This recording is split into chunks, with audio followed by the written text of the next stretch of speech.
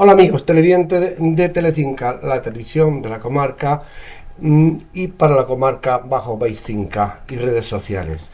Nos encontramos en los estudios de Telecinca. Es para mí un honor de alegría y satisfacción encontrarme con las personas cualificadas para el programa de esta noche. El día 6 de diciembre se celebra el Día de la Constitución y se conmemora la festividad. El 6 de diciembre de 1978, los españoles votamos por consenso como símbolo de igualdad, justicia y libertad, colocando los cimientos para la democracia y construir la España que tenemos. Su Majestad el Rey de España, Juan Carlos I, Adolfo Suárez, presidente del gobierno, y don Manuel Gutiérrez Mellado, militar en general. Político no se le puede llamar, pero bueno, se metió en la política en aquella época. Fueron tres personas que junto al pueblo español los que abrieron las puertas a la democracia. Se acabó la dictadura y pasamos a una monarquía parlamentaria, donde se regularizaron todos los partidos políticos, apartando sus ideologías políticas y pensando en la unidad y la libertad del pueblo español. Están con todos ustedes, están con nosotros, don Joaquín Tejera Miró, al cual le damos las gracias por la amabilidad que tiene de atendernos. Buenas noches, don Joaquín. Buenas noches, muchas gracias. Está también con nosotros doña Dolores Portolet, pues que para mí es un honor, porque hemos coincidido en muchas entrevistas y es quizás la primera mujer que me ha entrevistado. Buenas noches, doña Dolores. Gracias. ¿Estoy diciendo algo falso o digo la verdad? Bueno, digamos que exagerado. Lo hiciste público, y el pueblo lo sabe. Bien, también está con nosotros don José María Becana, al cual también le doy las gracias por la amabilidad que tiene de atendernos y estar con nosotros en esta noche tan importante. Buenas tardes. Muy bien, también, como no, una persona a la cual admiro y también pues hemos tenido muchos programas con él porque es una persona fantástica en todos los conceptos de la vida, como puede ser don Marcos Calucho. Buenas tardes. Hola, buenas tardes. Y buenas tardes. Bueno, ¿has sacado alguna foto de nosotros? No te está de la cámara. No, pero bueno, con el teléfono también funciona. Todo tiene recursos para todos. Sí. Buenas noches a los cuatro y espero que os paséis bien, que paséis una noche agradable y hablemos un poco de lo que fue aquello tan importante para nosotros como fue el final de la dictadura, la transición y abrir las puertas y hemos vivido la democracia hasta las fechas de hoy. Bien,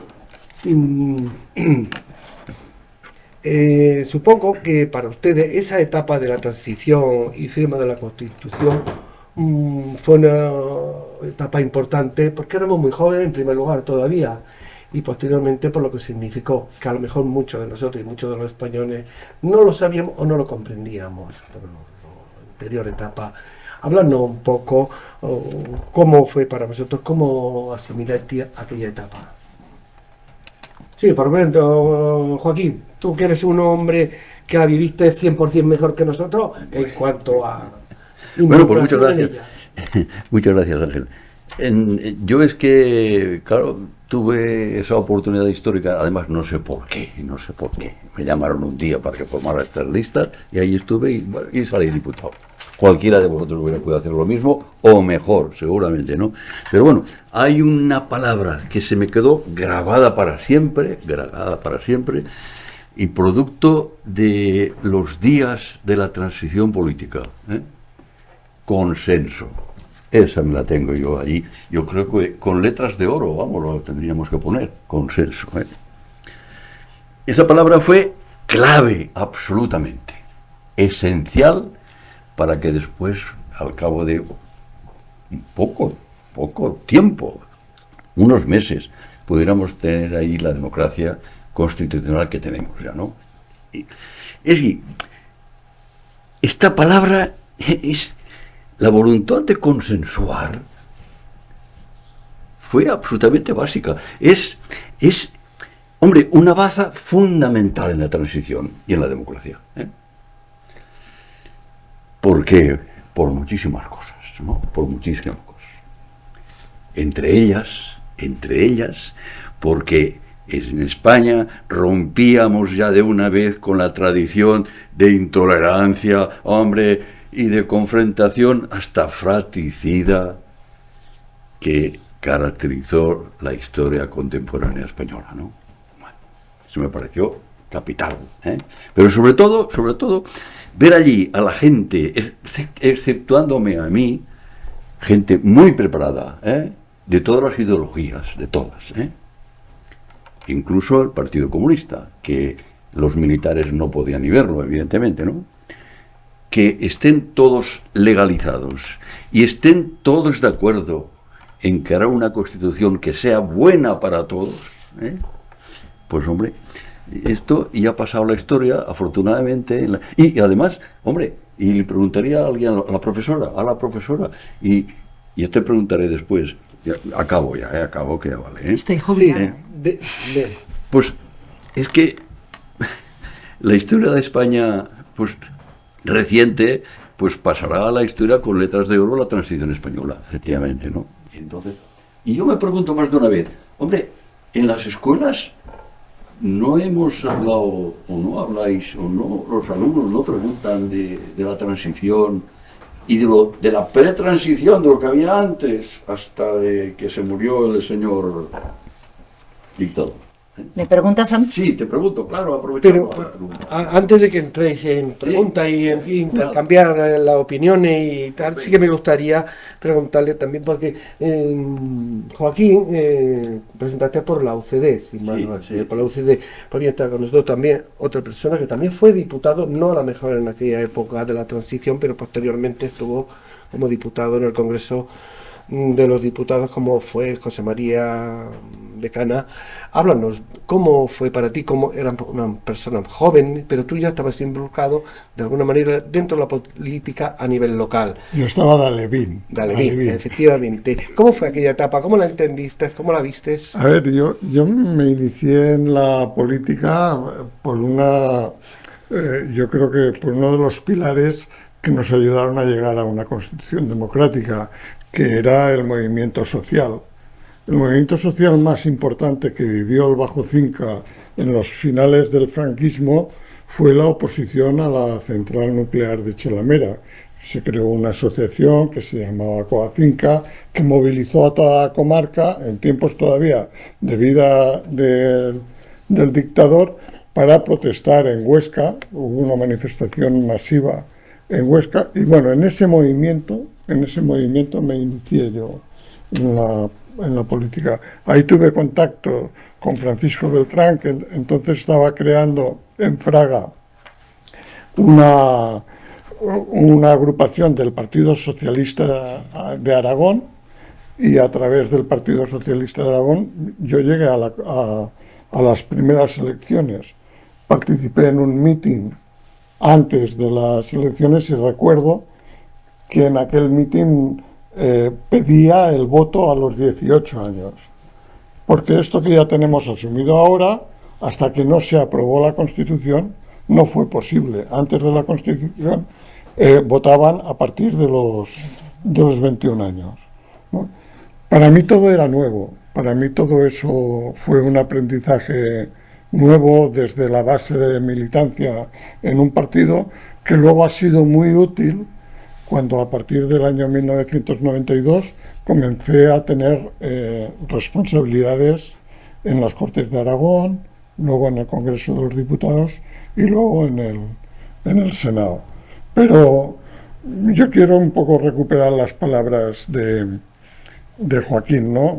Es a través de este debate permanente en búsqueda de un denominador común que se llama consenso, es donde se ha hecho la política con mayúsculas en España.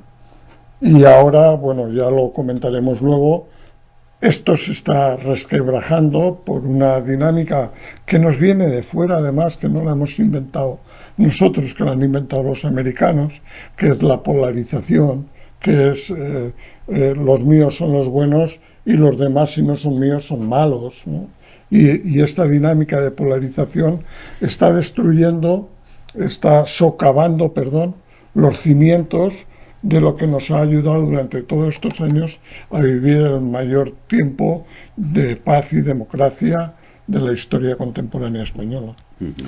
Don Marcos Calucho, como director de Faber Sanita y posteriormente como Beto Dickinson, ¿qué suponía la transición, el pasado, la dictadura a la democracia en una empresa multinacional? Pues yo creo que muy poco. O sea, la política en una empresa entra poco. Y más en la empresa nuestra donde no teníamos ni siquiera el comité de empresa. El comité de empresa, bueno, había un comité de empresa, pero independiente. Era los mejores, se trataba de elegir a los mejores que representaran a los trabajadores, se creó un comité con la dirección y funcionábamos de forma independiente. Solamente ya en la fase final mía, que yo no quise irme sin dejar bien armado cómo tenía que funcionar el comité de empresa. Y ahí pues ya sí se hicieron unas elecciones para que optaran pues tanto comisiones como UGT, que eran los dos sindicatos que querían entrar, pero dentro de la empresa lo que es la política prácticamente no se vivía. Quizá como en los colegios. No ha habido, hasta ahora, no ha habido mucho interés por la política y yo creo que la Constitución tendría que ser una asignatura más, que tendría que empezar ya, pues no sé, en el bachiller, cuando se tiene ya una cierta capacidad de raciocinio, como a los 14, 15 años, ahí se tendría que empezar a estudiar la Constitución, porque es muy importante y porque tiene un impacto tremendo en la vida de las personas. Pues de todo, yo creo, estoy seguro que hablaremos de ello, de lo que a vosotros os parezca, o que a ustedes les parezca conveniente. Doña Dolores, como joven profesora o estudiante, ¿qué recuerdas? ¿Qué se comentaba a los alumnos o como estudiante tú en aquella época?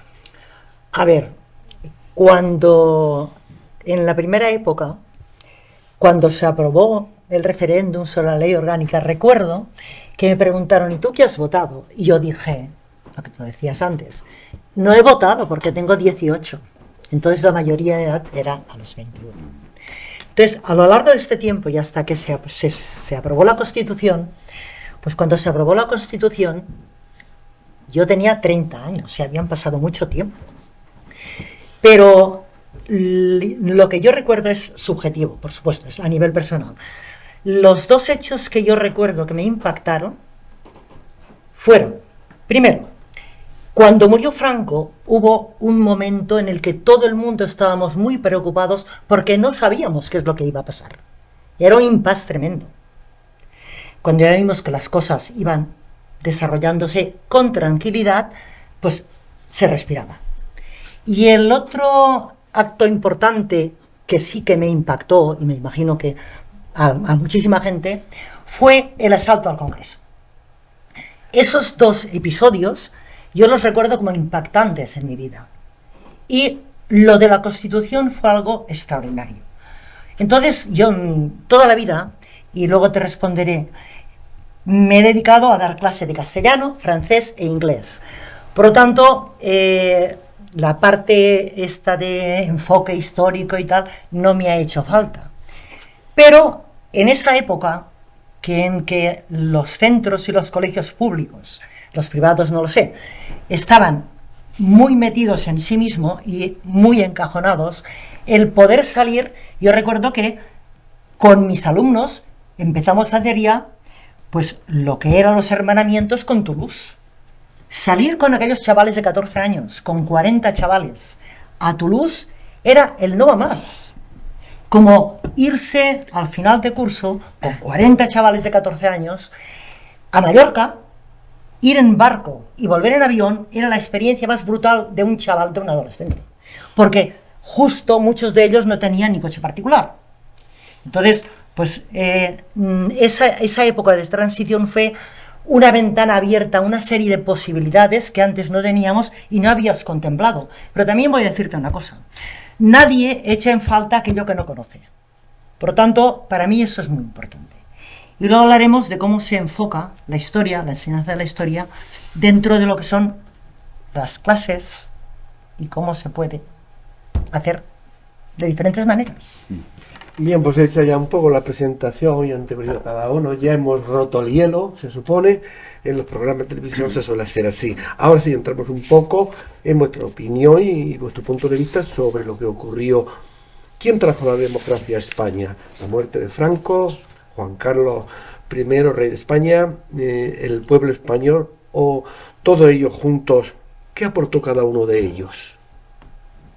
No sé si...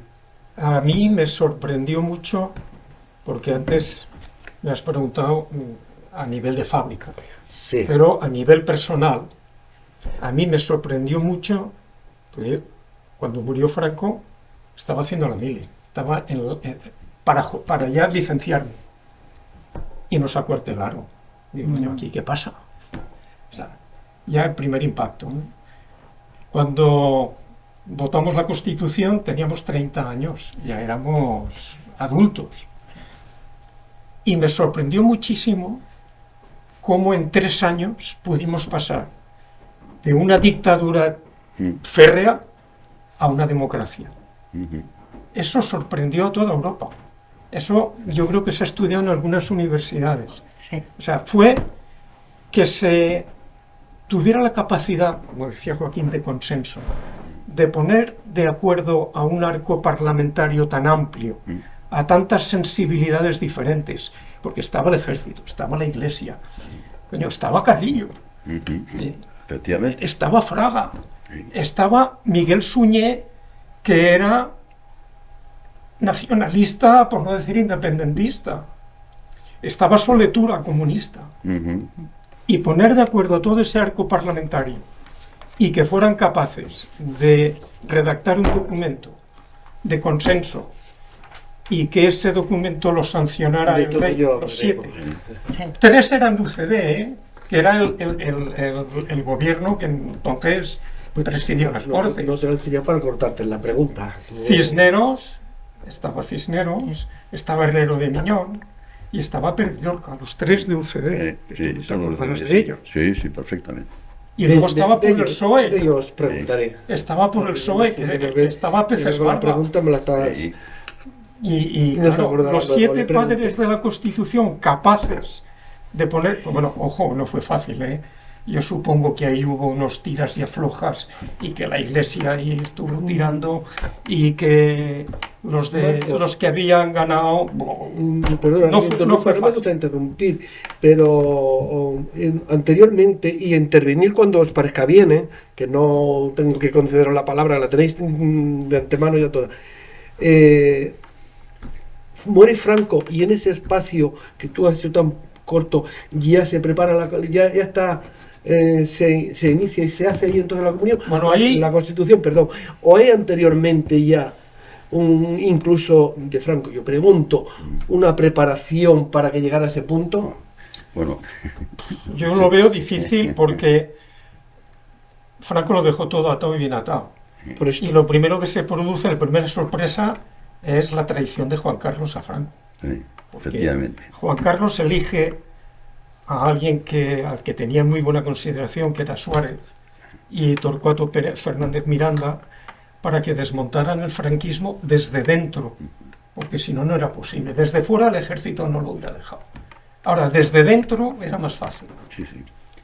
¿Y por qué, en mi opinión, Juan Carlos elige ir a una democracia y no apoyarse en el ejército para permanecer en el trono?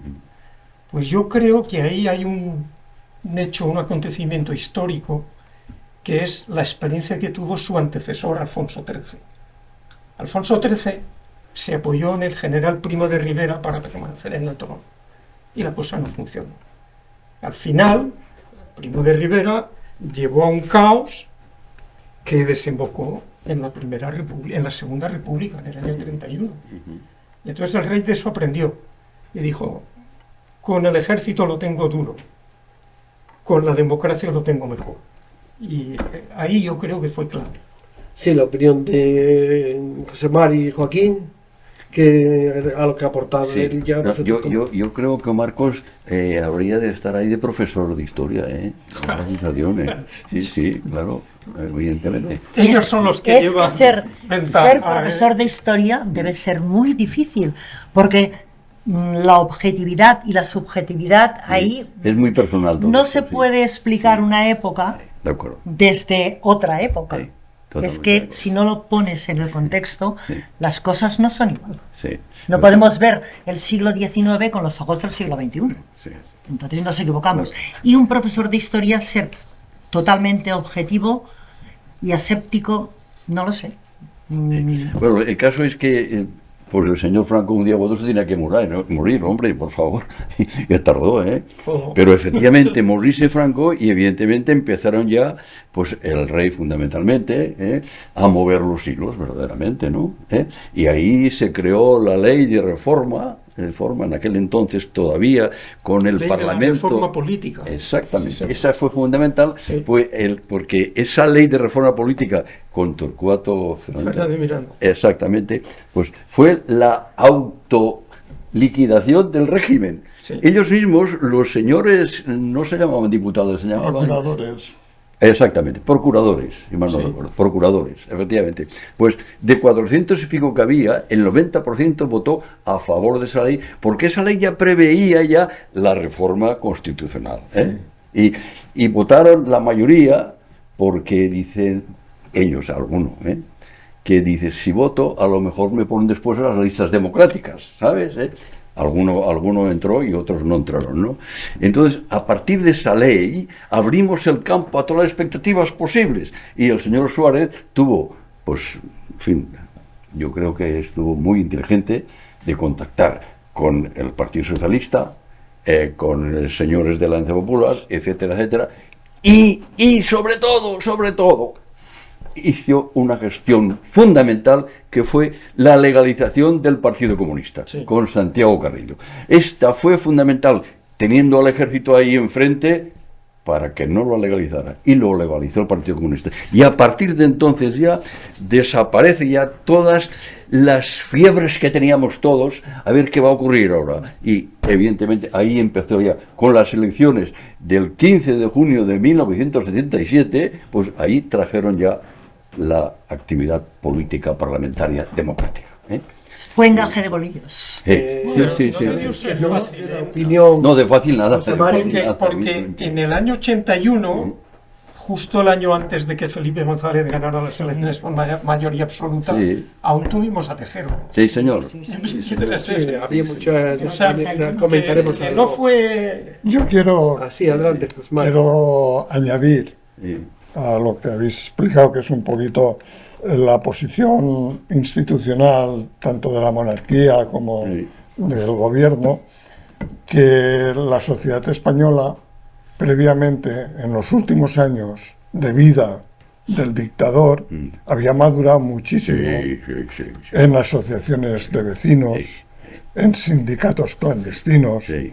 en organizaciones políticas, en organizaciones ecologistas como la que he dicho antes, dentro de la Iglesia, que durante todo el franquismo había estado apoyando a Franco, surgieron movimientos cristianos de base muy potentes, como la UAC, la JOC, aquí en Fraga también se hizo una asamblea, y con todo este germen social que reivindicaba la libertad, que reivindicaba la amnistía, la democracia, el cambio que se produjo al morir el dictador no llevaba a otro sitio, o se canalizaba una sociedad que estaba en ebullición, o volvíamos a tiempos muy oscuros. Sí. Y yo creo que ahí está el acierto del rey, y el acierto, sobre todo me parece que ha sido Marco el que ha dicho dos nombres claves, Torcuato Fernández Miranda, Suárez. presidente de las Sí, sí, Cortes, y presidente de las Adolfo Cortes. Suárez, presidente del gobierno, para desmontar desde dentro Exactamente. que el día de la votación de la reforma política, algunos acérrimos, procuradores acérrimos del antiguo régimen, les invitaron a hacer un viaje al Caribe. Sí. Y hubo un grupo Quédate de ahí. procuradores Sí. que no estuvieron en la votación. Exacto. Porque casualmente estaban en un viaje parlamentario Sí, sí. por el Caribe, pero casualmente eran los más recalcitrantes defensores del antiguo Sí, régimen. sí, sí. Has tocado un Sí, poco estos nombres. ¿Quieres comentar algo? No, Vale, sí. has tocado un poco, perdón, estos nombres y sí que me gustaría que hiciera hoy un poco conocer vuestra opinión referente a ello. Por ejemplo, al rey de España, Juan Carlos I, hacer una valoración como persona, como rey y la labor que ejecutó en aquellos momentos. En aquellos momentos, evidentemente. Sí, Hombre, bueno, los detalles también si quieres comentar. sí, no, yo- Problema, porque también lo sabemos. a Y Juan si se han de Carlos- comentar, se comentan. A No, Juan no. Carlos I yo le conocí cuando estaba en el diputado, ahí, vamos, no por ninguna mención especial, sino simplemente porque en Navidad nos invitaban a, pues, ya por una parte, y conocí a la reina también, evidentemente, ¿no? Hombre, para mí, Juan Carlos I fue el primer artífice de que fuéramos a la democracia, evidentemente, pero tuvo la habilidad, pues, de nombrar al señor Suárez, porque despidió al anterior presidente del gobierno que había por ahí, que era peor que Franco, vamos, ¿no? Y entonces nombró a Suárez y, como ha dicho muy bien antes José María, en el interior de todo el ensamblaje autoritario que había, empezaron ya a desmontar la casa, poco a poco, pero eso parece mentira, pero es que duró unos meses solo, unos meses, y entonces, pues, evidentemente el rey tuvo un papel esencial, y aparte también después, ya más próximamente, con el intento de secuestro, evidentemente. Otra cosa es después, los que han venido después, por cuestiones personales, en las que yo no me meto en absolutamente. A mí me acuerdo del papel de este señor, fundamental para la transición a la democracia, y yo me saco el sombrero. Ahora bien, después, pues oye, él allá. Dolores, ¿qué tu Sí, opinión? yo coincido plenamente con Joaquín. Yo creo que en su momento hizo un papel extraordinario. Y además creo que fue hábil, o sea que su papel político y es una trama anterior que necesita, tú dices solamente unos meses, yo creo que debió de necesitar bastante más tiempo para poder ensamblar Sí.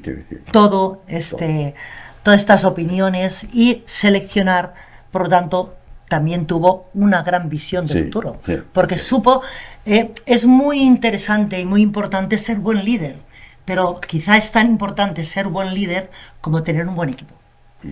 Para mí, y él fue ambas cosas, una persona inteligente para el equipo y un buen líder. José Mari, Bueno, yo soy republicano de convicción, entonces estás en tu derecho. Y la Constitución te ampara, gracias a Juan Carlos I. Entonces- Según comentamos aquí, y no es un matiz político ni mucho menos. Pues en ¿no? España solo ha tenido dos repúblicas. Es que Y las dos...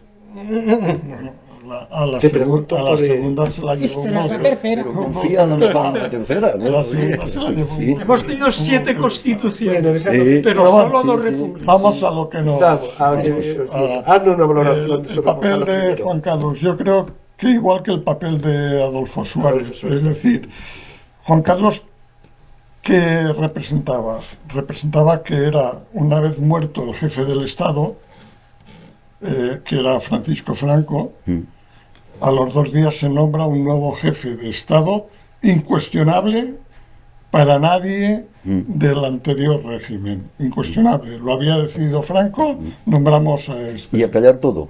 ¿eh? Y a callar callar todos, todos. ¿eh? Y asumimos. Entonces, el papel que asumió Juan Carlos y Adolfo Suárez y los responsables de los principales partidos políticos también, pero el papel que asumieron los que tuvieron en aquellos primeros momentos la capacidad de dirigir el proceso, de escuchar lo que había en la sociedad y de procurar el entendimiento desde el bando, digamos, de los que habían vencido con los que ahora querían darle la vuelta a todo, porque es decir, en la oposición al franquismo había la plataforma democrática, pero había también estructuras mucho más rupturistas. Sí, sí. Entonces, la posición que tuvieron Juan Carlos Suárez y los líderes políticos de saber canalizarnos a una constitución en la que cupiéramos todos, yo en ese le otorgo al rey un papel importante. ¿Por qué?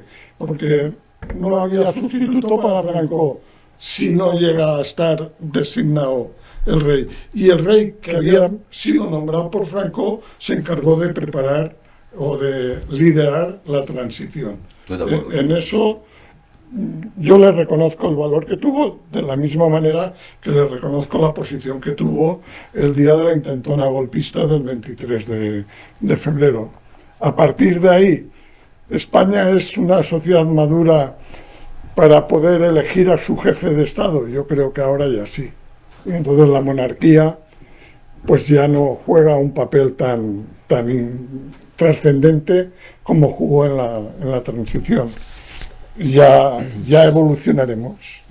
Lo que pasa es que estamos ante una monarquía parlamentaria, ¿eh? O sea, no, el rey, el único atribución que tiene es que es capitán general de las Fuerzas Armadas. No pinta nada más.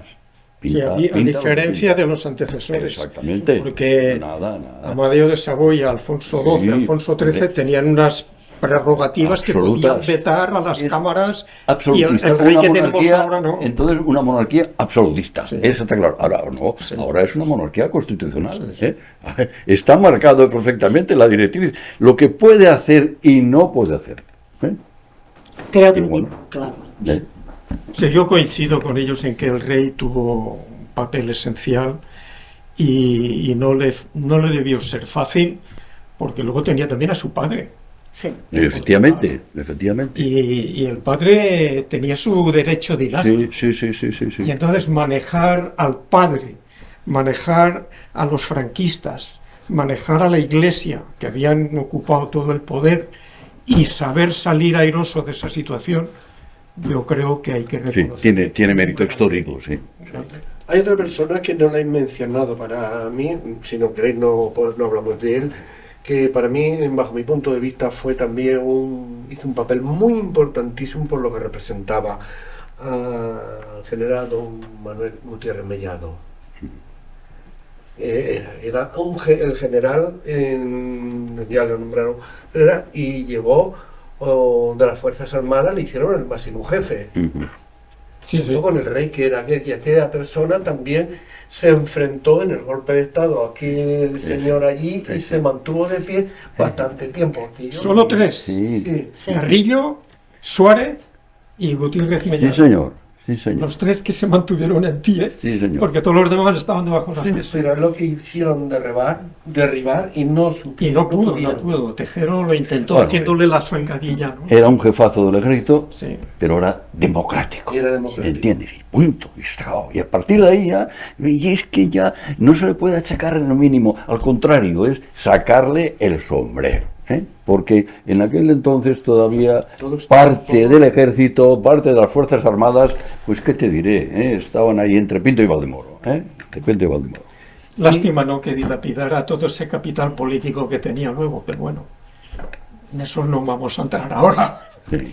Y en tipo de Franco, pues bueno, yo recuerdo que oía decir, los presos políticos, ¿por qué los hacían presos? ¿Qué delitos cometían? ¿Y por qué eran políticos? ¿O era la decisión de la dictadura que había personas había que calificarlas de tal y a la cárcel? Pero eso de qué fecha estás hablando, más o menos. Un poco más atrás de lo que es la ley. A partir del 39, 40, Cuando ya 41. Madre entró mía, en vigor madre la mía. Uy, uy. transición, se liberaron, Uy. oí a decir, a los presos políticos. Uy. Suárez les escarceló, Bueno, se hizo una amnistía general Exacto. en el año 77. Sí. Y en esa amnistía se beneficiaron muchos presos políticos, pero ojo, también franquistas. Exactamente, sí. O sea, No, se pero- beneficiaron mucha Yo creo gente. que Es también que- que esa palabra se beneficiaron a presos políticos. Bueno, yo no lo entiendo y por eso lo pregunto y quiero saberlo, y a lo mejor mucha gente tampoco lo entenderá. ¿Qué hacían o por qué les condenaban? aquello y se les ponía ese calificativo. Oye, ¿no? Porque sindicatos solo había uno, que era el sindicato vertical, y partidos políticos solo había uno, que era la Falange. Todo lo que no era Falange y todo lo que no era sindicato vertical estaba prohibido Totalmente. por el franquismo, estaba prohibido. Y por lo tanto, cuando una persona militaba o hacía apología de un partido político, lo cogía a un tribunal especial que se llamaba Tribunal de Orden Público y lo metía en la cárcel. Sí. Y es que Sí. lo que nos sorprende ahora es que eso pudiera pasar, Exacto. pero La represión estaba clarísima, ¿eh? Estaba bueno, en el orden del día, vamos. Mira, en fin, a mí no, afortunadamente no tengo nada personal que decir, pero yo estaba en Mirasot, en las casetas ahí, en mi casita de mi padre, y venían la Guardia Civil de cuando en cuando, con la bicicleta y los rifles, aquella capucha que llevaban allí. Yo no tenía miedo, La no capa, tenía miedo, la capa aquella, no tenía miedo. Y por Fraga iban con los caballos Exactamente. y el naranjero, que era No, no. aquella especie de metralleta perforada. No, pero eran, imponían total, a mí por lo menos, me imponían. Y es que venía allí el Franco, o sea, estaba allí materializado en estas personas, que a lo mejor, pobre gente, pues alguno era de Fraga, que los hijos se quedaron en Fraga. Un guardia civil se llamaba Sánchez de entonces. Sí, fíjate, que los- Gerardo, Alfredo Sánchez. Exactamente, sí, a mí me daban, no digo pánico, pero poco le faltaba, Y posteriormente, Pero bueno, el Estado autoritario es eso, ¿no? Pues ya está.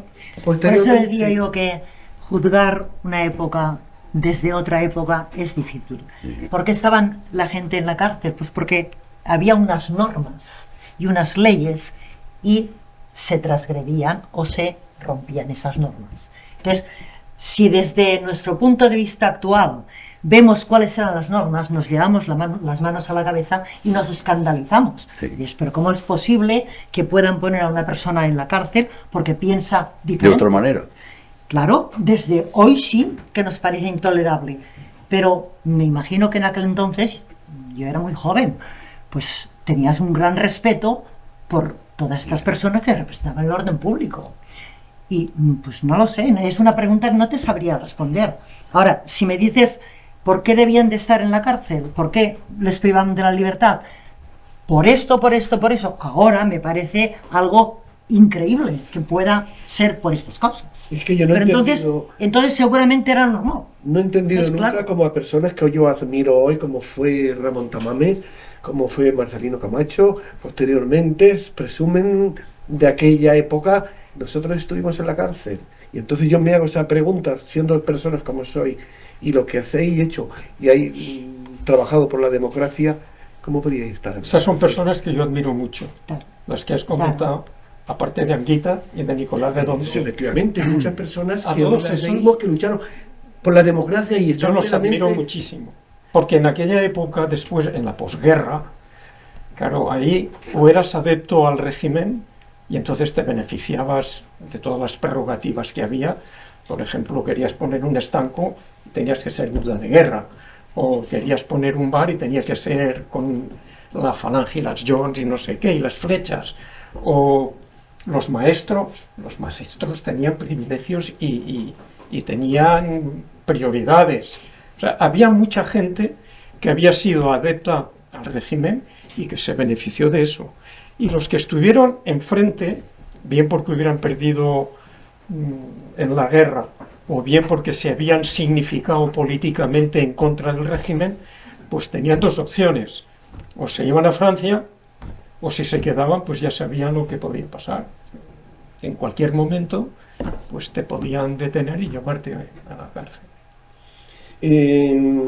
Ya con Adolfo Suárez como presidente del gobierno se elabora, como tú has dicho antes, la ley de reforma política, aprobada en las Cortes el 18 de noviembre de 1976, y por la Diputación todavía del régimen franquista. Bueno, Fue el Araquiri. posterior- Fue el Araquiri. Ellos mismos se suicidaron. y posteriormente se puso a referéndum por el pueblo español, aprobado por un 85%. Un 88. Bueno, 85, Y donde 89. más se votó en En Cataluña. Cataluña. Es curioso. Bueno, ¿cómo se transformó en aquello en aquel poco tiempo? Que los mismos, como has dicho tú antes, procuradores del régimen anterior, pues daron ese cambio radical. ¿Tenían miedo o se veían ya o que no podían seguir con el sistema? Bueno, es que la época de la transición es muy rápida. Se aprobaron tantísimas cosas y tan importantes, pero en un corto espacio de tiempo. ¿Pero por qué? Porque, hombre, los líderes políticos se pusieron de acuerdo. Se pusieron de acuerdo. Ojalá volviéramos a aquellos tiempos. Perdón, en el buen sentido de la palabra. Volver a los tiempos, me refería al tiempo parlamentario actual, que cambiara un poco la simbología o lo que vemos todo y oímos todos los días, ¿no?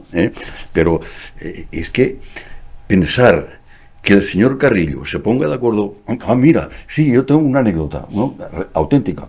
Yo era el último de los diputados, por conocimientos, era muy joven y tenía por conocimientos. Pero era muy curioso. Yo siempre estaba detrás de las cortinas, mirando y escuchando. Y cuando firmaron los pactos de la Moncloa, todas las fuerzas políticas, el señor Carrillo, el señor Fraga, el señor González, el señor Miquel Roca, etcétera, la gente de UCD también, todos se dieron un abrazo. Joder, y vi el abrazo que se daban el señor Santiago Carrillo y el señor Fraga Iribarren, los dos extremos de un parlamento. Digo, pues esta España está salvada. Oye, se han puesto de acuerdo los dos que están toda la vida en desacuerdo, que no se podían ver, entre otras cosas, vamos, ¿no? Y se pusieron de acuerdo en los pactos de la Moncloa, que fueron esenciales para el desarrollo económico, social, para iniciar otra etapa de vida diferente. Es que la Constitución, hombre, es un pacto de la vida democrática, es un pacto. Quizá tenían una idea de Estado.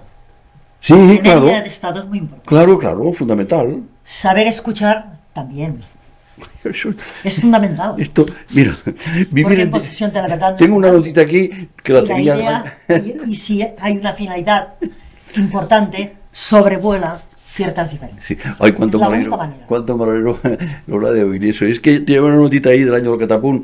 Vivir en democracia supone aceptar que nuestras libertades han de ser compartidas con las de los demás. Hombre, que los demás también tienen razón. Yo tengo la mía. Pues hombre, cede un poco tú y cede un poco yo. Pongámonos de acuerdo. Bueno, es que Eso. la libertad personal termina donde empiezan los derechos del prójimo. Claro, evidentemente. No. Pero yo ahí hablaste de consenso, Sí. es una palabra muy importante, pero para mí también es muy importante la capacidad de escuchar y pensar que quizá también tiene razón Sí, y que te escuchen. evidentemente. Pero es que el consenso ya está escuchado todo ya. Yo he quitado un poco de lo mío y he escuchado al otro, digo, pues que se quita un poco el otro. ¿Me entiendes? Es decir, el consenso es eso, Tal vez es renunciar a algún derecho personal y el otro que renuncie también al suyo, y entre los dos, hagamos un invento que nos vaya bien a todos en general. Y eso es lo que ocurrió. Pues parece que no hemos aprendido del pasado. No nos hemos Porque, olvidado. como decía José Nos María hemos- antes, en las circunstancias que estamos ahora, Sí. Ha cambiado ha la cambiado sociedad. mucho. Sí. Eso Ha cambiado del mucho, consenso, sí, del diálogo, sí. Y volvemos las volvemos herramientas hacia de atrás. comunicación que Absolutamente, tenemos son absolutamente. absolutamente nuevas. Yo creo que aquí viene, insisto, de Estados Unidos nos viene esta dinámica de polarización, de la negación del otro, de la cosificación del otro para poderle insultar todavía más, y esta polarización que está inducida, yo no sé por quién, pero que está haciendo mella en las sociedades occidentales sí. y en España también. Sí. Esto yo creo que es uno de los peligros más importantes que tiene la convivencia, es decir, todo esto que hemos conseguido, que nos parece un milagro y que estamos muy contentos y muy orgullosos de toda esta época, 50 años que hemos vivido. Ahora, si tuviéramos que definir dónde está el peligro, pues el peligro está en la intolerancia hacia el que piensa diferente que Totalmente yo, de acuerdo. ¿no? Sí. Y no sé por dónde íbamos. Pero yo creo que la pregunta que decías, ¿y por qué se hicieron el harakiri los procuradores exacto. de Franco votando Exacto. la ley de la reforma política? Pues porque hubo un trabajo previo bastante bien hecho. Muy importante. Ahí el presidente de las Torcuato Fernández Miranda. Torcuato Sí, Fernández señor. Miranda, Sí, señor. y- Era íntimo de Adolfo y Suárez. Adolfo Suárez. Adolfo, claro. Digamos, esa baza se les tiene que atribuir a los que, estando dentro, Exacto. supieron Exacto. desmontar. Desmontar el edificio y montar otro. Desmontar uno y montar otro. Bueno, pues eso es lo que fue. Bueno, también en aquella época, posteriormente, ya que se legaliza la Constitución, se abre un poco a la democracia, se creó un acontecimiento de violencia por grupo extremista, donde murieron muchas personas inocentes, niños, que no pudieron disfrutar de esta democracia que posteriormente no hemos dado y que no hemos construido. ¿Por qué ocurría aquello que nunca hemos entendido?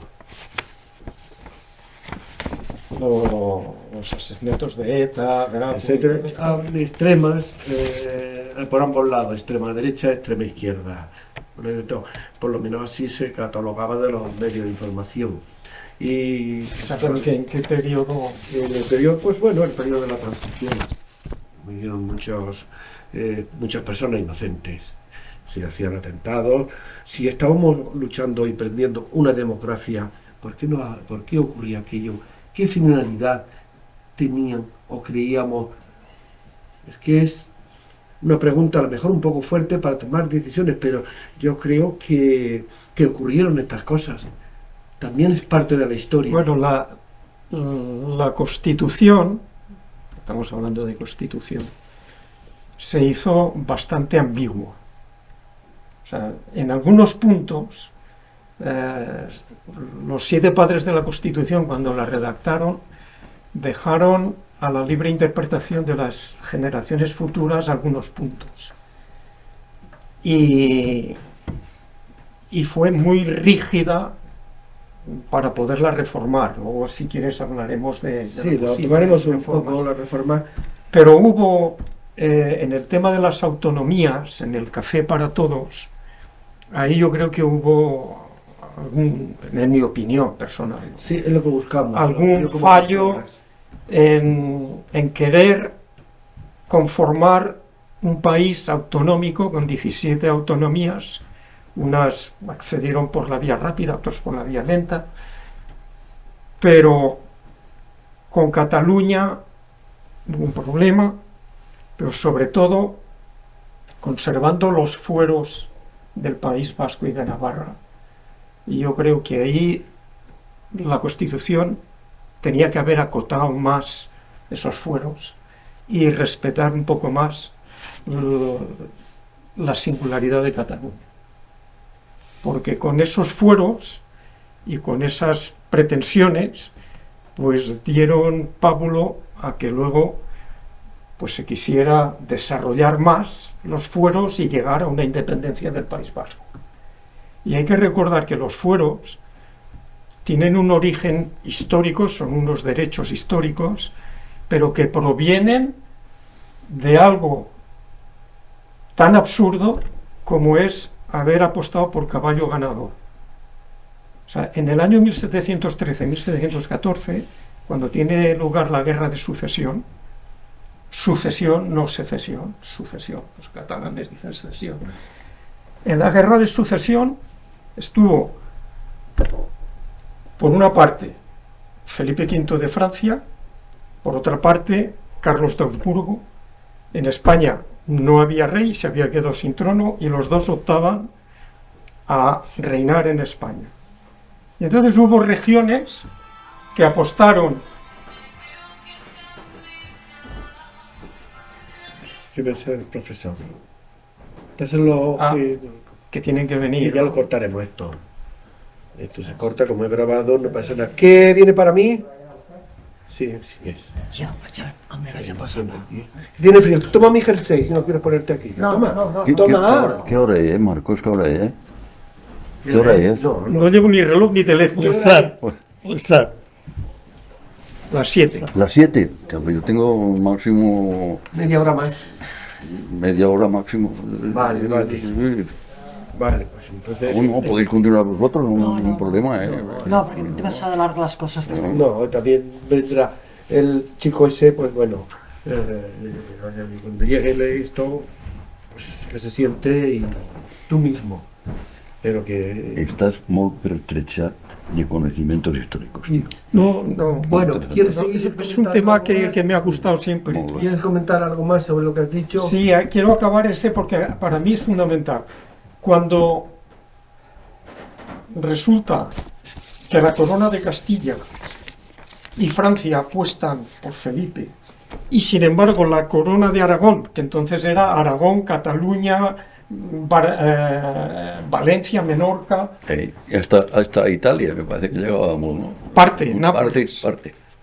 Entonces resulta que unos apuestan por Felipe y otros apuestan por Carlos. Gana Felipe y resulta que los que han apostado por Felipe, que es la corona de Castilla y Francia, pues cortan el bacalao y les dicen a los que han perdido que sus fueros fuera, porque Aragón y Cataluña tenían fueros, como el País Vasco y Navarra, y los pierden por haber apostado por caballo perdedor. Y los otros los conservan por haber apostado. Y eso lo mantiene a la Constitución y es quizá uno de los puntos que luego dan origen a lo que tú decías, ¿no? Que se creen con muchos más derechos que los que tienen los demás simplemente por ese hecho. Sí. Y entonces, yo creo que ahí la Constitución, con el café para todos, y sobre todo dándole tanta preponderancia a Navarra y al País Vasco, pues de aquellos polvos estos lodos. ¿Quieres comentar algo más sobre este tema? Bueno, ETA nace antes de la Constitución. ETA ya se carga a Carrero Blanco en el 73 y luego siembra muchísimo terror. Yo particularmente pienso que los dos enemigos más serios que ha tenido el desarrollo de la Constitución fueron el ejército, hasta que se transformó en una primera parte que no paró de dar intentonas, y otra la lacra del terrorismo. Eso era desesperante. Por eso el hecho de que hubiera un momento en el que se convenciera a estos de que cambiaran las pistolas por los votos y se presentaran a las elecciones, hicieran política como hace todo el mundo, presentándose a las elecciones y sabiendo a quién representar, ese fue un momento casi tan importante para España como la noche del 23. Es decir, el día que ETA se acaba uno de los peligros más serios que tenía la Constitución.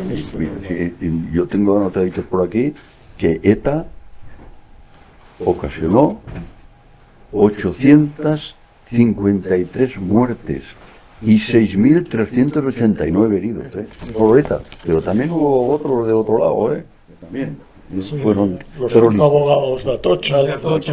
Exacto, terrible, ese fue, ahí es donde el comunista Santiago Carrillo tuvo una intervención verdaderamente ejemplar, porque ahí el comunismo o todos los partidos de izquierda hubieran podido hacer unas manifestaciones tremendas, que no veremos, no sé dónde hubieran acabado, pero allí Santiago Carrillo evidentemente habló. Fueron pacíficas, fueron grandes, pero fueron pacíficas. Exactamente, pero fueron pacíficas, efectivamente, y un papel esencial, aquel, porque asesinaron, pues, me parece que fueron 3 más 2 gravemente heridos, y los abogados de Atocha fue un impacto nacional, internacional terrible, terrible, y se desvaneció por lo menos la comunicación pública que algunos esperaban que se produjera, claro, ¿no? Y no, todo pacíficamente. Y ahí es donde, evidentemente, hay que sacar el sombrero, en este caso, al Santiago Carrillo y a Adolfo Suárez, los dos,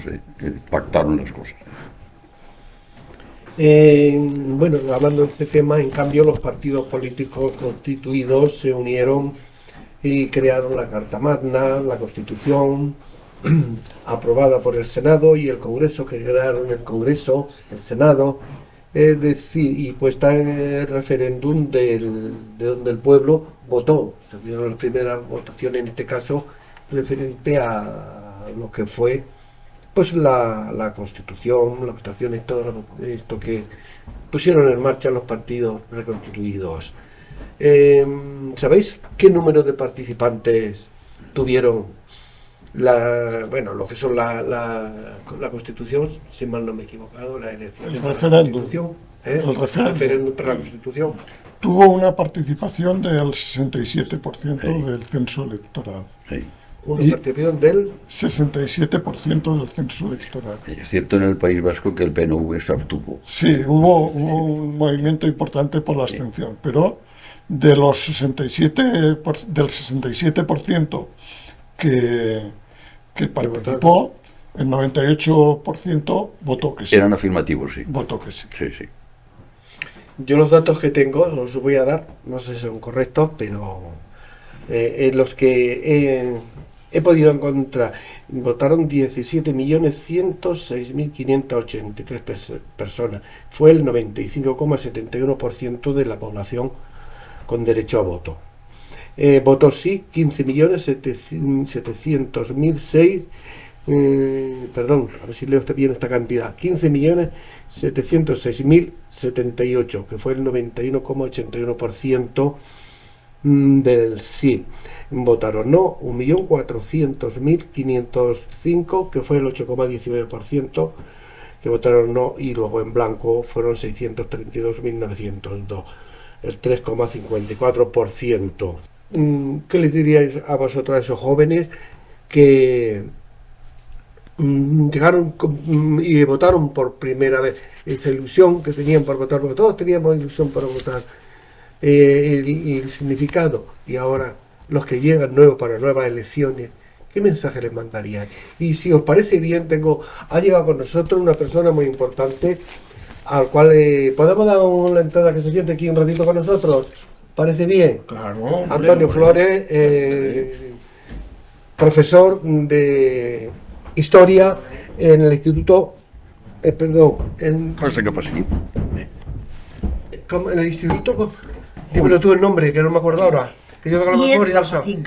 No, en el... No, ¿A qué estás en el sender? en el Es que exactamente. él es exalumno mío. ¿Qué tal? Es uno de mis chicos. ¿Qué tal, Dolores? ¿Cómo estás? Bien. Pues es un placer que recibirte y tenerte aquí con El placer nosotros es mío. O sea, estás en el sender. Sí, en el sendero. en el sendero. O sea Me que encanta que mis chicos y chicas sigan mi camino. Pero es de Flores, es de Flores, ¿no? Sí, es hijo de Flores. Flores. Hijo de uno de los Flores, De Rafa. de Rafa Flores. Ah, joder. Ya, Sí. estupendo, ¿no? Sí, sí, muy bien, muy bien. Qué honor, Nada, que muy bien. qué honor recibirte para al lado Pero nuestro. el honor es mío. Claro. Imagínate yo, que soy su madre espiritual. Exacto, así es. bueno, pues Así es. preséntate tú mismo, ya que no hemos Bueno. tenido tiempo de conocerlo. Bueno, yo Sí.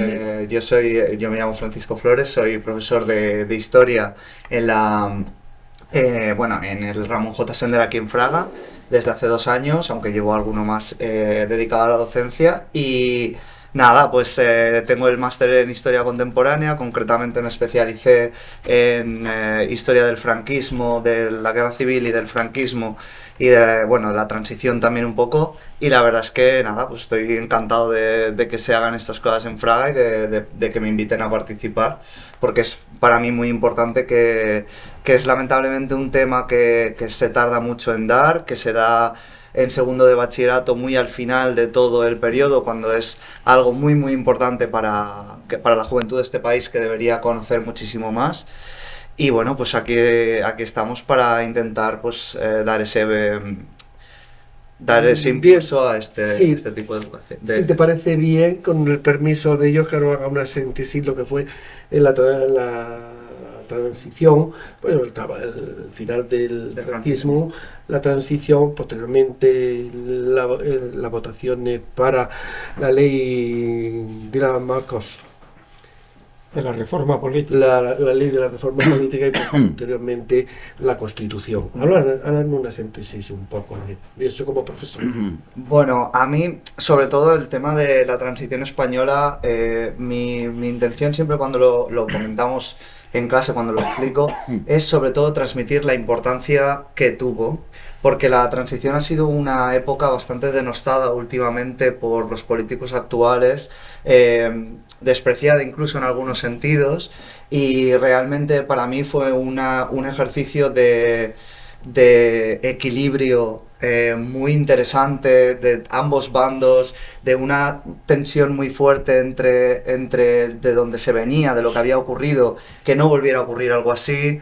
Y para mí esa importancia, esa capacidad de encuentro y de entendimiento entre ideologías tan distintas es algo realmente valioso y que creo que debería transmitirse mucho más de lo que se Solo hace. hemos comentado antes que la Constitución debería ser parte de una asignatura que a partir de los 14 años se diera en las clases. Estoy de acuerdo. ¿Se sí. puede Sí, yo preguntar? también. Y en cuanto a diferencia que estudiabais vosotros en aquella época, tú no tanto, tú no hace mucho,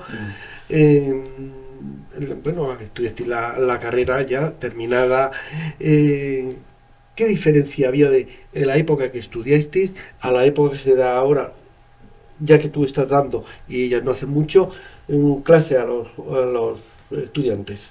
¿Qué diferencia? Pues, A ver. sí. Entre las clases que yo recibía y las que él recibió y las que se reciben ahora, la diferencia es sideral. Hay una distancia sideral. En mi época, cuestionar al profesor era algo, ni a los padres, era impensable. Por lo tanto, era unívoca, toda la educación era unívoca. Entonces, si analizamos este tipo de educación, posiblemente tenga cosas positivas y cosas negativas, porque perfecta no hay ninguno. En su época, las cosas ya eran diferentes. Ya la manera de enseñar quizá era más razonada, no tan impositiva, y actualmente yo creo que el profesorado tiene la dificultad de que todo se cuestiona sin previamente haberse asesorado. Entonces, claro, cuestionar por cuestionar nunca puede funcionar. Además rima. Es que es imposible. ¿Los padres tienen algo que ver en eso? Yo creo que sí. A ver, si tú quieres que esté una trayectoria determinada, hay dos fuerzas educativas fundamentales. Una es los padres, porque la educación realmente nace en casa. Y la otra es, pues, en los centros escolares. Primero primaria, luego... Si ambas fuerzas van en la misma dirección, la fuerza se multiplica. Pero si las fuerzas no son unívocas, no coinciden en esa misma dirección, no se consigue absolutamente nada, porque ni siquiera la influencia de los padres va a tener la respuesta que ellos esperan, ni todo lo que es la docencia va a haber respuestas positivas por parte del alumnado. Sí. Por lo tanto, para mí, lo fundamental es que se reme en la misma dirección, y entonces quizá pueda conseguirse algo, y que haya una interacción, una comunicación, entonces sí se puede conseguir. Entonces él podrá hablarte de precisamente la época en la que yo lo tuve en clase y ahora que él está al otro lado de la mesa. Bien, pues sí, no, la educación está en un momento de mucha dificultad en este momento. Hay una idea de que no se confía del todo en la labor del profesorado y se está intentando acabar con una cosa que para mí es esencial, que es la visión crítica del docente. Es decir, si tú ves que el alumno es capaz de hacer ciertas cosas o no es capaz, ahora se pretende que todo esté muy justificado. Todo lleno de rúbricas, de todo leyes para que no te pases, si te tienen que reclamar, se pueda mirar hasta la última parte. No hay prácticamente criterio del docente. Se intenta acabar con eso cuando es una profesión que no debe prescindir de algo así. Es algo importantísimo, porque al final los profesionales de la educación somos nosotros y se tiene que tener una fe en nosotros como se tiene en cualquier otra profesión. Pero yo creo que es un mal endémico de la sociedad actual. Creo que hoy en día, con redes sociales, con internet, con demás, todo el mundo accede a muchísima información, todo el mundo sabe de todo, o lo que es peor, cree saber de todo. y entonces cuestionan toda tu labor constantemente, no solo la nuestra, sino de cualquier otra profesión. Siempre piensa que se podría hacer mejor y antes pues no se cuestionaba este tipo de cosas. Es lo que decía Dolores antes, un profesor no se cuestionaba antes, estuviera equivocado o no. Entonces, tampoco sería eso, pero sí que se tiene que entender que hay ciertas cosas que tú como docente ves en una clase y que no son demostrables o, ¿cómo de explicarlo? Como no puedes controlarlas al 100% con una documentación. Son tus impresiones, son lo que te transmite la clase, los alumnos, el día a día, ¿no? Entonces se intenta crear una profesión completamente académica, más que académica, completamente, ¿cómo decirlo?, solidificada o pues muy legislativa, cuando realmente pues no es así. Y en cuanto a lo referente a historia de España, pues sí que es verdad que, como decíamos, pues ahora se ha cambiado y se da en cuarto de la ESO, que antes no se daba tampoco en cuarto de la ESO, y solo se daba en segundo bachillerato, ahora se da en cuarto de la ESO y en segundo bachillerato, que bueno, pues algo es algo. Yo que te he pedido cuando hemos estado hablando que trajeras dos jóvenes para que le hicieran una pregunta a ellos, pero es que ahora me están pidiendo ellos la vez para hacerte la pregunta a ti. Es que hay un aspecto que no lo he oído y me parece muy importante, ¿eh? Creo que son 7 leyes de educación las que hemos aprobado en este país. 7 leyes consecutivas de aprobación. Es decir, cada una diferente de las anteriores. Dios mío, ¿cómo se puede transmitir una buena educación a todos? Pero es que si tú, en el manual de política básica, si existiera, la idea inicial de cuando tú quieres transmitir una serie de ideas, un gobierno nuevo que aparece, lo más importante siempre es controlar la educación. Todo gobierno tiene como una idea específica de cómo se debería educar, y si tú, digamos que diseñas una educación determinada, tú tienes la esperanza de que en 2-3 generaciones las personas que se eduquen en esa educación van a ser de un perfil que tú estás más... exacto. Sí. Entonces la educación es normalmente lo primero que se ataca cuando hay un nuevo sistema político, y eso es un problema enorme, porque el mensaje que estamos dando es muy cambiante. Claro. Muy cambiante. Bueno, la última legislación, la LOMLOE, ha sido un absoluto, guirigay en cuanto a ideas, y como digo, sobre todo enfocado a si hay cualquier tipo de reclamación, que haya hasta el último registro de todo lo que, no solo lo que hacemos, sino incluso lo que llegamos a pensar. Entonces hay como la necesidad de crear un elemento matemático en algo que no lo es, que no te lo puede dar. Nunca llegarás a transmitir lo que tú sientes en el aula, lo que ves en los alumnos, de una forma tan académica y tan específica. Entonces, claro, se intenta darle a la gente la posibilidad de que tenga opciones de protestar, una nota, lo que sea, hasta límites que realmente no son realistas. Entonces luego llegará otro gobierno y pues... Esto sería para dar para un programa. No, sí, desde luego. Y paradme porque no, yo lo único al es que me gustaría, Joaquín, que sé que te tienes que marchar. Sí, pero una pregunta sí que voy a hacerle. ¿Cuántas horas impartes tú de clase de historia a tus alumnos? Pues mira, yo este año tengo mucha suerte porque doy el segundo bachillerato, y por lo tanto segundo bachillerato es como tienen la prueba de entrar a la universidad y demás, pues me requiere mucho tiempo, y tengo la suerte de que todo lo que doy, digamos, es historia. Pero es verdad que hay a veces muchas más horas de preparar papeles, de temas administrativos, que de dar clase en sí. Eso es cierto. Bien, respondido a tu otra pregunta. Sé que te quieres marchar, pero antes sí quisiera que me hicierais una valoración o que hablarais un poco de ello. Y lo habéis tocado un poco ese tema, como han sido los cambios constitucionales, que ha habido pequeños cambios hacia la actualidad. ¿Qué os gustaría cambiar de la Constitución? Vosotros como ciudadanos normales, ahora sois ciudadanos normales y jubilados. ¿Qué os gustaría? Por lo tanto ya no somos cambiar de ciudadanos normales, de la Constitución. Hombre, ¿qué cambiaría? Cambiar. Sí. Si hay algunos aspectos de la Constitución que, como hemos dicho antes, que hay que retocar, son un poco ambiguos, sí, y dan lugar a a hechos como el que hemos vivido recientemente sobre la amnistía del Procés, que de no ser constitucional, vamos, todos los ministros, incluso Margarita Robles, que es una jurista, no era constitucional. Y en 4 meses todo era constitucional. Y hasta hace poco, la semana pasada, oí a Miguel Roca, uno de los padres de la Constitución, diciendo que era constitucional. Bueno. ¿Eso cómo se entiende? Marcos, tú que estás muy versado en esto, y me encanta oírte y escucharte, ¿conoces algún tipo de constitución, por ejemplo, la americana, en la que se concreta más, está más reglamentado, no permite la libre interpretación ni el espíritu de la ley? La americana, la alemana, se han modificado más de 60 veces.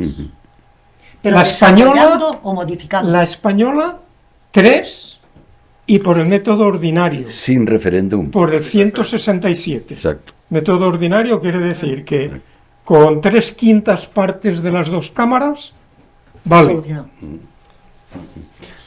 Y son, una viene por Maastricht, por el voto de los extranjeros. La otra viene por el techo de gasto.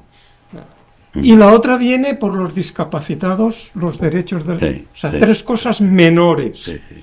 Eso es lo que se ha modificado Sí. nuestra Constitución del 78 al 25. Sí. Bueno, Por el método Garabó, ninguna. Pero a lo mejor esto nos lleva a una reflexión mayor, ¿no? Que hoy estamos aquí para celebrar el 6 de diciembre, Día de la Sí, Constitución sí. Española, y es muy buena la iniciativa que ha tenido Telecinca de poner en valor esta fecha. ¿Por qué? Porque la Constitución, esta que no ha sido reformada muchas veces, sí ha demostrado que es capaz de darle cabida a todo el espectro ideológico que vive en el país. Es decir, es una Constitución que ha resistido gobiernos de izquierda, que ha resistido gobiernos de derecha, que ha permitido, que ha facilitado, que ha posibilitado y que ahora está posibilitando un gobierno, yo creo que el más difícil de la democracia, porque es un gobierno sin mayoría absoluta y con una composición de apoyos muy complicada. Todo cabe dentro de esta Constitución. Y esta Constitución viene de un momento anterior que hemos estado hablando toda la noche, donde era todo lo contrario, ¿no?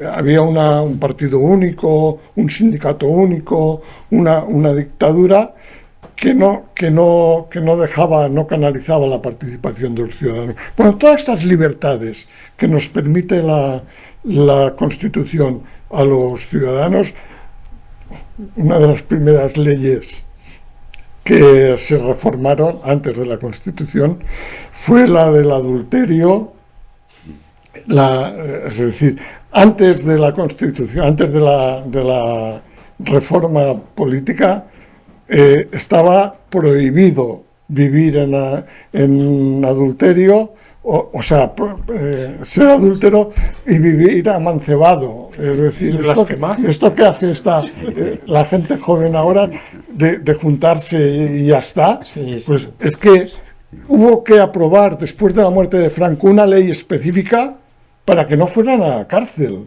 Bueno, me he ido del tema. Quiero decir, es un motivo de celebración lo de la Constitución. Yo cambiaría cosas, es verdad que cambiaría cosas. Yo creo que pero, sí, sí. Pero seguramente, ya acabó, seguramente a ti no te parecerían bien las cosas que yo querría cambiar, o a Joaquín. Bueno, sabríamos poner de acuerdo. No le parecerían bien. Y entonces está muy bien, y vuelvo a eso, a que la propia Constitución, para producir modificaciones, sea muy exigente. Mucho. Pida Sí. un nivel. Porque si no dinamitaríamos el consenso que tanto hemos alabado esta noche con el que se elaboró. Claro. Tal cual hasta ahora, prácticamente es imposible tocar derechos fundamentales o tipo de monarquía, Sí. eso es casi imposible. Pero se podía tocar alguna cosilla, porque es que la Constitución tiene la vocación de longevidad por sí misma, ¿no? Pero, hombre, por ejemplo, mira, José Mari nos puede ayudar, ¿eh? El Senado yo creo que valdría la pena retocarlo un poco, ¿no? Es ¿No una de las parece? cosas que se Es está que estudiando. Constitucionalmente dice que es una Cámara territorial y hemos oído pocas cosas de las que nos gustaría oír en el Senado, hombre, que hablarán de las autonomías y efectivamente, ¿no? En colaboración todos, de acuerdo con el Congreso, etcétera, etcétera. Pero el Senado debía practicar más el tema autonómico, que es... Hombre, cuando vemos a los José presidentes María ha sido autonómicos... senador, ¿no? ¿eh? O sea, ¿Qué quiere decir, Joaquín? Que el Senado, que ahora es una Cámara de segunda lectura, Exacto. es decir, una Cámara donde se vuelve a debatir Y- lo que ya se ha debatido Sí, en el claro, Congreso, es que no pinta- y luego vuelve, tendría que ser una Cámara de representación territorial. Eso. Es decir, dada la configuración compleja del Estado español, esa Cámara se dedica a debatir temas que no debate el Congreso y que afectan Sí. a las autonomías, que afectan al Estado autonómico. Sí, sí. Eso que tendría que tener eso requiere- suficiente autoridad Exacto. para que no tenga que pasar otra vez por el Eso, Congreso. eso es lo que quiero decir. Claro, Sería como una cámara especializada Sí. en temas autonómicos. Exactamente. ¿Vale? Y que su opinión la tuviera que admitir el Congreso. Y ya está. Oye, No, y tal, Porque es punto. que si no, ¿de qué ¿De sirve? qué sirve? Que- Ya está. Para que eso sea así, También, se necesitaría una reforma de la Sí, Constitución, eso, sí. porque es la Constitución la que indica que el Efectivamente. senador sea una cámara de segunda. Coincido. Pero sí o sí habrá que reformarla. Exacto, sí, hombre, sí. Porque hemos tenido suerte de que Felipe y Leticia tuvieran 2 hijas. Sí. Porque si llegan a tener un hijo y no es el primogénito, Sí, problema. sí. Es la oportunidad de cambiar la monarquía. Problema. ¡Es republicano! Es la oportunidad de cambiar la monarquía y decir, venga, elegimos cada 5 años un presidente de la República. Sí, sí. Sí, está. Hay que modificarla. Ya, Y luego, pues habrá que introducir conceptos que no existían cuando los 7 padres la redactaron, que son pues la inteligencia artificial, el tema digital, hay temas Sí. Que nos hable un poco, Francisco. Sí, sí, y sí. Dolores, Que habrá que en poner- cuanto a este tema de los cambios de la Constitución. Bueno, yo de hecho quería haceros una pregunta a vosotros, porque comentabais pues que la Constitución ha funcionado durante muchos años, que es verdad que no ha tenido apenas modificaciones, y bueno, como hemos hablado, pues fue un momento muy delicado en el que había que ser muy claro en las reformas que se tenían que establecer en la Constitución, que se tenían que aprobar. Pero ¿no creéis que realmente la Constitución estaba muy bien diseñada para el bipartidismo de partidos que había hasta 2014, cuando aparece Podemos en la realidad política, cuando el PSOE cae con Zapatero y demás, y se produce la llegada de partidos nuevos? ¿No creéis que eso crea una nueva realidad existente en la que más ideologías, más incluso autonómicas en algunos lugares, debería haber llevado a una modificación de la Constitución consensuada, votada en referéndum, digamos, mayor? ¿No creéis que después de que el bipartidismo se terminara, ha quedado un poco Y habría que corta? cambiar la ley electoral entonces. Ahí iba yo. Puede ser que con el cambio de la ley electoral fuera suficiente, sin tocar la Constitución, Claro, sí. porque claro. ahí Rajoy Mm, tuvo 2 mayorías absolutas, sí. tuvo la oportunidad, que lo dijo, que cambiaría la ley electoral para que la fragmentación que hay ahora de los extremos Sí. no, Se corrigiera, no tengan se- tanto peso se corrigiera, en sí. el gobierno de la nación, y no lo Y las hizo. minorías ¿Te gobiernen. refieres a la segunda vuelta? Sí, Por ejemplo. Mm. por ejemplo. Es un tema del que se habla muchísimo y hay mucha gente que está de acuerdo con eso. Es que tiene mucha Sin lógica. embargo, no ha habido ningún gobierno No. de cualquier signo que haya abordado ese tema. Y con mayorías Yo me pregunto absolutas, y por no lo han qué. hecho. Sí. Sí, exactamente. No lo sé. Con mayorías absolutas de ambos tipos de De los dos ideología. lados, sí, sí. Entonces es algo y dices, bueno, todo esto se evitaría. Sí, sí. Entonces, ¿por qué no se aborda ese tema? ¿Cuál es la madre del cordero en este caso? Exacto. Tengo ni idea. Yo no, ¿Qué te parece? Yo no comparto la... No compartís la idea. Bien, un momento, ahí tienes una cámara para ti solita, díselo a ellos. Yo te aprecio. ¿Por qué? Luego se lo preguntaré de uno en uno. Cuando salgamos. A ver, José Mari, Sí, que decía que era no, una no pregunta. comparte José Mari, mucho. Yo entiendo que la dinámica parlamentaria queda muy complicada cuando el Parlamento está tan fragmentado. Sí. Y ya no te digo ya para cuando alguien quiere liderar un gobierno y tener los apoyos de tantos grupos, ¿no? Eso es. Pero la realidad es que vivimos en una sociedad muy plural, muy plural. Y si nosotros restringimos el acceso de una parte del pensamiento a la representación política, dejamos fuera una parte de la, Sí, pero no es de la restringir, sociedad. es cambiar el peso. Claro. No es restringir. Es, Yo en entiendo. mi opinión, que un 3% Sí, de la pero población voy a poner- española condicione al 97%, para mí, basado en el corregir, es sentido corregir. común, pues yo soy un humilde empresario y no he sido político nunca. Pero no le veo lógica que el 97% tenga que depender de un 3%. No es exactamente así, Bueno, sino que a grosso a veces un diputado bisagra hace cambiar barbaridades, ¿no? Pero fijaros, apareció un partido que podía haber aportado muchísimo a esto, que fue el Partido de Ciudadanos, que tuvo una gran representación y dilapidó aquella El función centrismo, de el centrismo. moderación Sí. que se le Sí, sí. otorgó El ego. en aquella El ego de las dilapidó, personas. se le eligió para que fuera moderador entre estas dos tensiones Exactamente, que había. sí, Y lo dilapidó y Sí, sí. se perdió. Y han Y aparecido... una pena en Cataluña, que en bueno, Cataluña quiero ganó decir, las elecciones, sí, aunque luego sí, no señor. y pudo. han aparecido muchísimos más grupos. Has citado a Podemos, que apareció con una fuerza Sí. terrible y que luego a las pocas elecciones se quedó con una representación de... Sí, yo recuerdo cuando surgió Podemos, yo estaba estudiando en la universidad y recuerdo que estaba haciendo justo ya el máster de contemporánea y claro, el movimiento Podemos fue súper interesante, o sea, muy interesante a todos los niveles, porque realmente yo a mis profesores les preguntaba, pero ¿realmente en España hay un bipartidismo como lo pudo haber en la época del turnismo con Cánovas y Sagasta? Era muy similar, aunque de otra manera, sin modificación de las leyes, de las elecciones.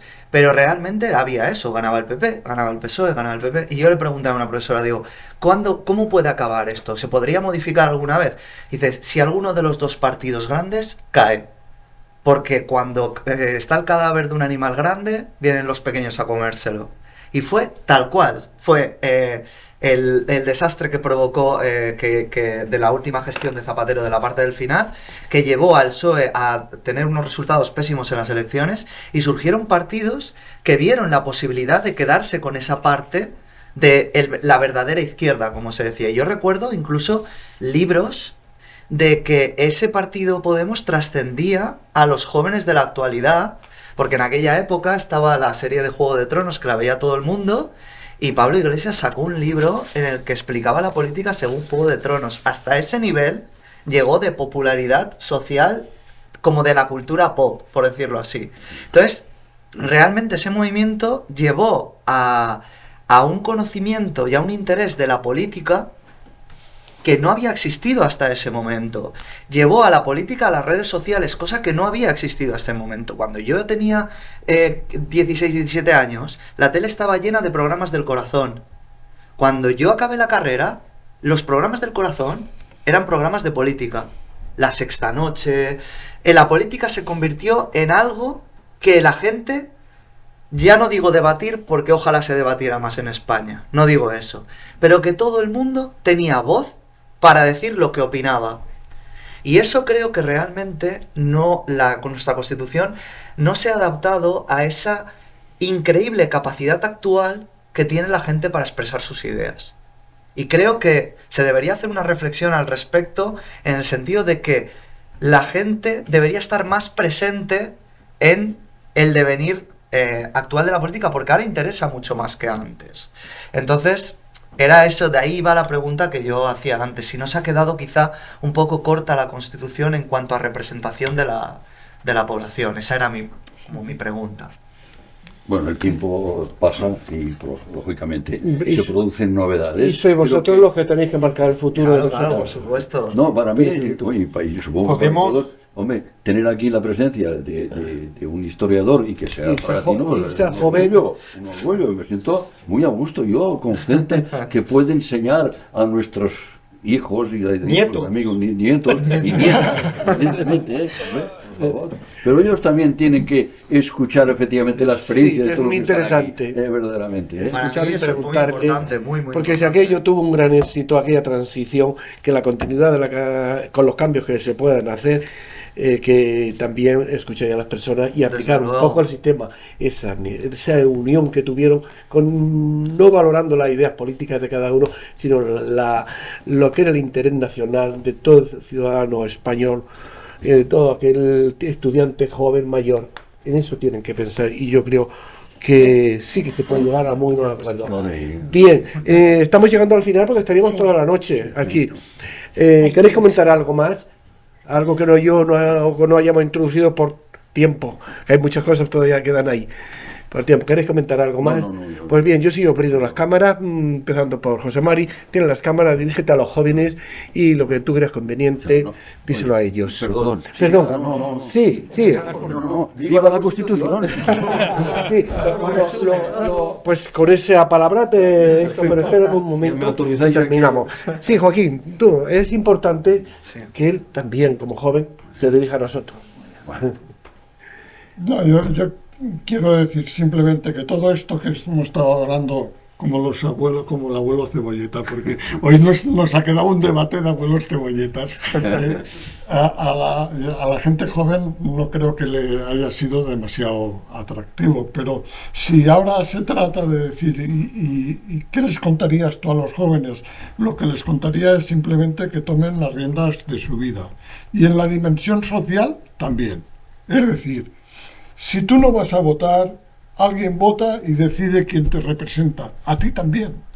Si tú no te afilias a un sindicato o no participas de determinada asociación profesional o no participas de la gente de tu barrio y tal, alguien toma esas decisiones y la vida a tu alrededor se va configurando por decisiones que toman otros. Yo ya sé que esto es difícil de interiorizar, pero es muy importante que la gente joven toméis las riendas de vuestro futuro. Dolores, por favor. Bien, yo estoy de acuerdo con José Mari de que los jóvenes deben tomar las riendas de su vida, pero para ello se necesita hacer una introspección, se necesita escuchar y hay que reflexionar. Entonces, a veces las redes sociales distraen esa introspección. Uno tiene que pararse a pensar y decidir, pero primero hay que pensar, primero hay que informarse, hay que escuchar y no dejar que las opiniones ajenas conformen nuestra propia. Por nuestra parte, la gente de mi generación estamos muy orgullosos de haber podido vivir la época en la que se promulgó la Constitución. Gracias. Joaquín, Sí, no, ahí tienes la cámara, mírala a ellos, no te dirijas a nosotros, dirígete a ellos. Perdonar. Es que cuando habla Lola y... Es que, bueno, pero ahora se trata un poco porque si no, yo sé que tienes prisa, te hace marchar, te están esperando. Sí, no, yo simplemente viva la Constitución otra vez. Y ya está. Y pensar que se puede, evidentemente, pues retocar. Pero la Constitución, como he dicho antes, tiene una vigencia teórica y real, pero hay que, de cuando en cuando, hay que retocarla, ponerse un poco la realidad del día, que también conviene hacerlo. Marcos, por favor. No, yo les diría que últimamente hay una especie de involución en la juventud. Hay hoy en día gente muy joven que, vistas las circunstancias de la política actual, con con esos rifirrafes, con esos malos ejemplos, que tienden a pensar que algún tiempo pasado fue mejor. Ah, sí. Y hay un porcentaje entre los jóvenes de casi un 20% que piensa que con Franco hubieran vivido mejor. Y lo que hay que decirles es que se lo piensen muy bien, que ya que no han vivido la época de la dictadura franquista y de la posguerra, que pensar así puede tener consecuencias graves para el devenir de la política española. Francisco, tú como joven y como... Bueno, joven ya. Como joven, ya no tanto, por eso estás en ese dirígete a los mayores o a los jóvenes. Dirígete a ellos, en el formato que quieras. Bueno, yo tengo la suerte de que me dirijo a ellos todos los días y que estoy en clase con los jóvenes de Fraga. Yo lo único que quiero decir es, lo primero es, me gustaría que se valorara mucho más y se potenciara mucho más la educación en la historia de España, que la gente, sobre todo en esta parte de la guerra civil, franquismo y transición, porque creo que existe mucho desconocimiento alrededor de esto. Como tú decías, Marcos, hoy en día hay una especie de elemento mítico con respecto a Franco, porque es un elemento muy alejado que ellos no han visto, no han vivido, ni siquiera muchos de sus padres, y realmente es algo que yo intento trabajar todos los días con ellos para que comprendan la importancia del mundo en el que vivimos, de la democracia en la que vivimos hoy en día, de la capacidad, como habéis dicho vosotros, que tenemos para poder decidir nuestro propio futuro, algo que ha pasado a ser tan normal que hay gente que lo desprecia, gente que no va a votar porque no valora la posibilidad que tiene de hacerlo, y creo que para mí eso, transmitir la importancia de que tú, pudiendo decidir, vayas a decidir, es lo que creo que se debería transmitir a la gente joven, que no desprecien algo que costó tanto tiempo conseguir y que costó ese periodo de transición tan importante a la política que tenemos hoy en día, y que realmente es muy buena con respecto a lo que había antes. Muy bien. Y a los que estamos aquí, somos la primera generación en 2000 años que no ha sufrido una guerra. Y eso hay que valorarlo mucho. Afortunadamente. Yo lo digo muchas veces, Eso hay que sencillamente. valorarlo. Pues yo quiero dar las gracias por lo que había aportado esta noche, tan bonito y tan grande como es el Día de la Constitución. Vuestra opinión la habéis valorado por unanimidad también. Ya lo ven ustedes, jóvenes, no tan jóvenes, están valorando la Constitución, de que es algo muy esencial para la vida en la cual estamos, y los jóvenes empiezan. Donde en aquella época se aprobó la Constitución, se aprobó la democracia, y esta Constitución pues nos aporta la libertad, la justicia y esa situación de marcar nuestro futuro. Nos lo permite la Constitución, marcar vuestro futuro, escuchar las sabias palabras de aquellas personas que la vivieron y la crearon, y existe, que no se pierda nunca, que no se nos quite nunca los derechos constitucionales. Hasta siempre. Espero que haya sido del agrado de todos ustedes. Cada cual tendrá su opinión, tan respetable como la que nosotros tenemos aquí. Gracias a todos por estar aquí, y ha sido un placer estar con vosotros y aprender mucho de todos vosotros. Gracias a todos. Muchas gracias. Gracias a ti.